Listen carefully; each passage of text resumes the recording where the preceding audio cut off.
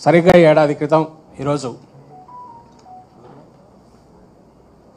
కూటమి ప్రభుత్వం చంద్రబాబు నాయుడు గారి నేతృత్వంలో ప్రమాణ స్వీకారం చేసింది. అది జరిగి ఈరోజుకు ఏడాది. బహుశా సాధారణంగా ఒక ప్రభుత్వం తర్వాత ఒక ప్రభుత్వం వచ్చినప్పుడు కొద్దిగా తేడాలు అటు ఇటుతో ప్రభుత్వం అనేది ఒక మామూలు దీనిగా జరుగుతూ ఉంటుంది. పాలనా వ్యవహారాలు. కానీ 2019-24 మధ్య ఇంతే ల్యాండ్ స్లైడ్ విక్టరీతో ఇంతకంటే ఎక్కువ, ఎందుకంటే ఒకే పార్టీ ఒక సింగిల్ పార్టీగా వైఎస్ఆర్సీపీ పోటీ చేసి ఆ రోజు 151 సీట్లతో గెలిచినప్పుడు ఇదే రకంగా ఒక ఘనమైన విజయంతో 19లో పాలన మొదలుపెట్టారు జగన్మోహన్ రెడ్డి గారు.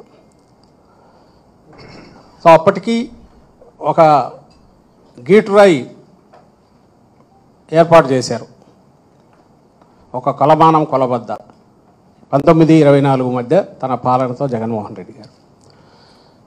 24 అంటే ఏడాది క్రితం చంద్రబాబు నాయుడు గారు మళ్ళీ అధికారంలోకి వచ్చారు. 3 పార్టీలు కలిసి భారీ మెజారిటీతో, అత్యంత భారీ మెజారిటీతో అధికారంలోకి వచ్చాడు. 3 పార్టీలు కలిసి.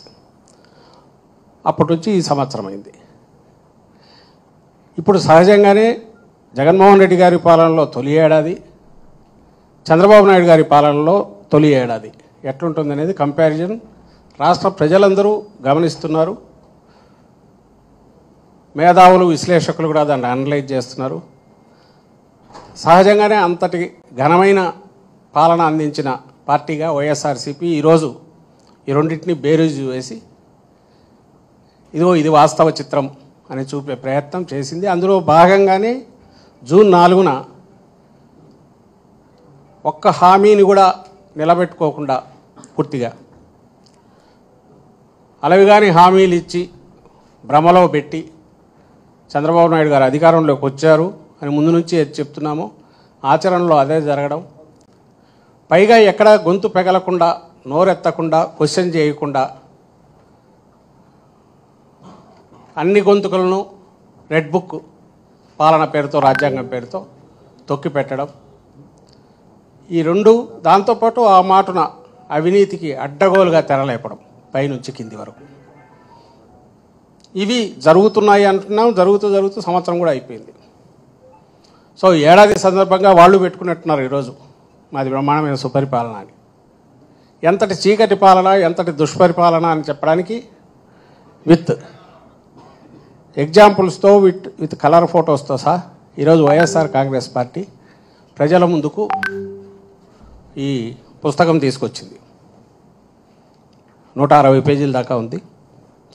దీంట్లో కాంట్రాస్ట్ జగన్ అంటే నమ్మకం, చంద్రబాబు అంటే మోసం, విత్ క్లియర్ ప్రూఫ్స్, ఎలాంటి ఎవిడెన్సెస్ దాన్ని సబ్స్టాన్షియేట్ చేసే రకంగా ఈస్ట్మన్ కలర్ చిత్రం, మొత్తం అన్ని రంగుల చిత్రాలతో దీన్ని ప్రచురించాం.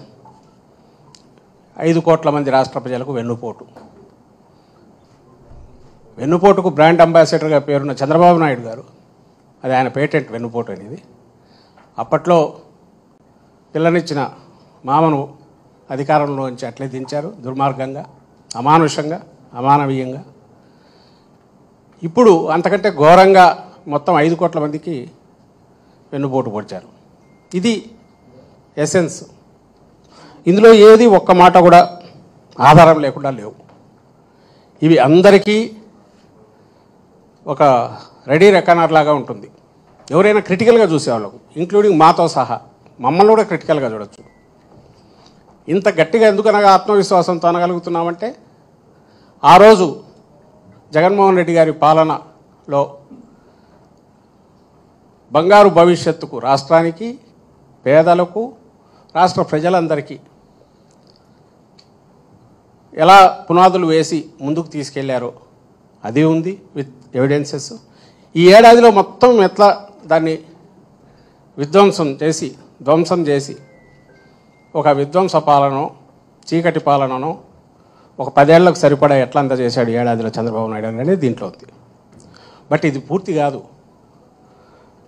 అవన్నీ పట్టాలంటే జగన్మోహన్ రెడ్డి గారి ఏడాది పాలనలో 5 ఏళ్ల పాలనలో అయితే ఏం చేశారా అంటే చెప్పాలంటే ఎట్లయితే గుక్క తిప్పుకోకుండా గంటలు టైం పట్టేదో,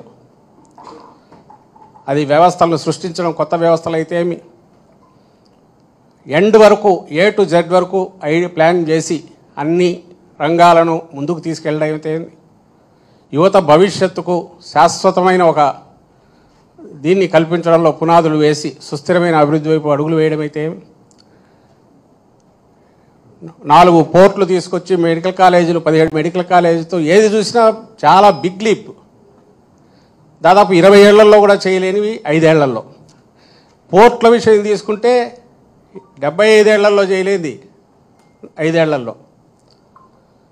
స్వాతంత్రం వచ్చినాకున్న పోర్ట్లకు ఒక్కసారి మెడికల్ కాలేజీలు అంతే. స్వాతంత్రం వచ్చినాక మొత్తం 11 ఉంటే ఇప్పుడు 17 కొత్తవి. అందులో 5 ఆయన మా హయాంలో, అటు జగన్మోహన్ రెడ్డి గారి హయాంలో పూర్తి కూడా చేశారు.